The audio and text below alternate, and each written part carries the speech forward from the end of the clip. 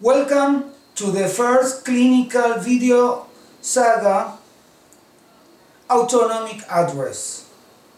In this occasion, we will learn about autonomic dysfunctions to address signs, symptoms and disorders. The nervous system is divided in two subsystems, the voluntary and the involuntary. We are going to focus on the involuntary or autonomic nervous system in order to go straight to the point.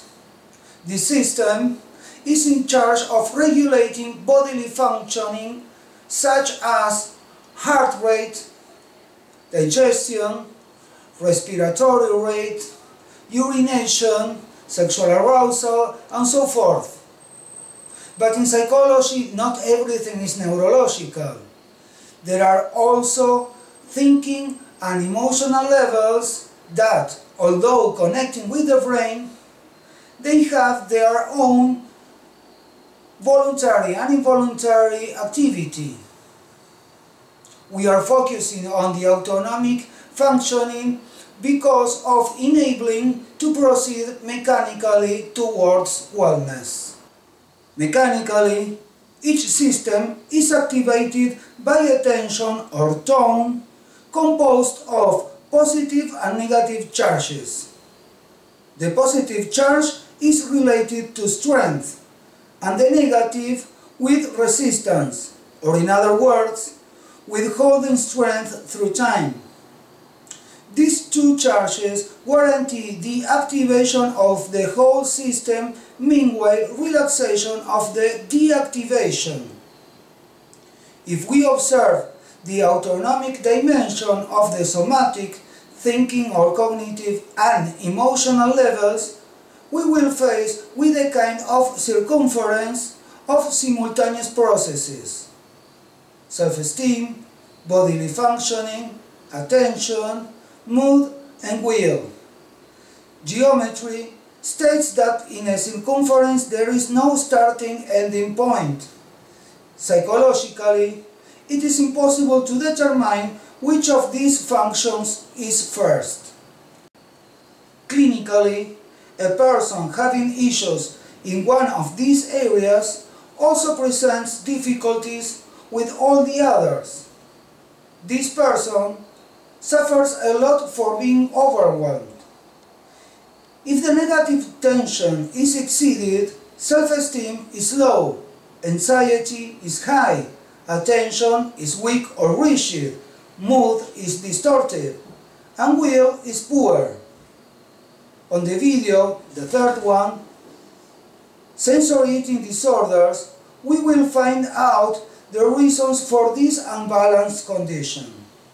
For example, if someone is low in self-esteem, this person feels like a loser, and mood may become depressed. At the same time, everything looks grey, and thoughts move around nothing is worth it, leaving little interest in connecting with reality, making attention very low. This person's will is dropped to the floor, being discouraged to moving forward. The voluntary aspect is reduced to the minimum for spending its resources at the service of not collapsing. Grown self-compassion, pride for being a survival, and many other sort of thoughts and behaviors take control of the situation. Consciousness is utilized to hold the troubled automatic subsystem by making life look more miserable, and so leaving little desire for projects and plans. Crisis is on command.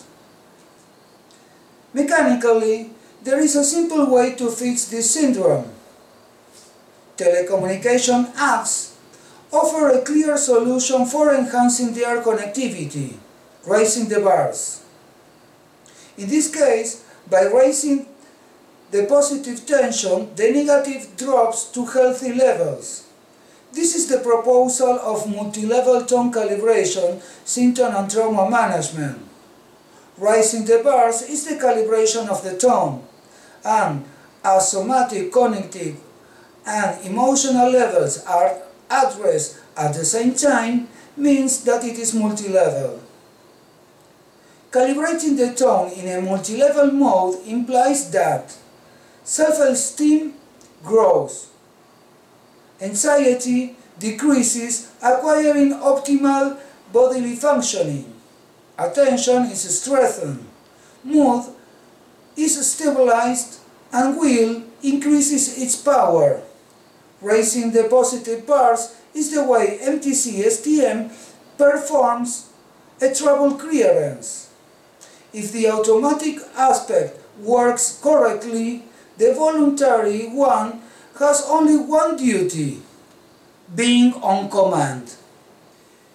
If the previously described person enhances self-esteem, hope comes to sin, gray turns to rainbow, and reality becomes more attractive, shifting attention to the real world.